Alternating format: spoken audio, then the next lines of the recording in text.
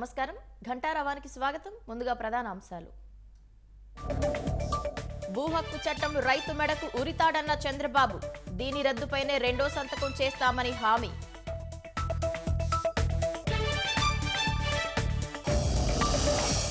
ఐదేళ్లుగా జగన్ అరాచక పాలన సాగించారన్న పవన్ పోలీసులను వైకాపా కార్యకర్తల్లా మార్చారని ఆరోపణ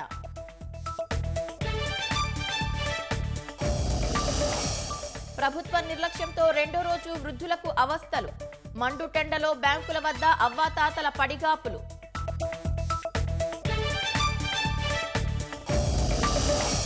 అవినీతి బుజ్జగింపు రాజకీయాల్లో టీఎంసీ మునిగిపోయిందన్న మోదీ హిందువులను ద్వితీయ శ్రేణి పౌరులుగా చూస్తున్నారని ఆగ్రహం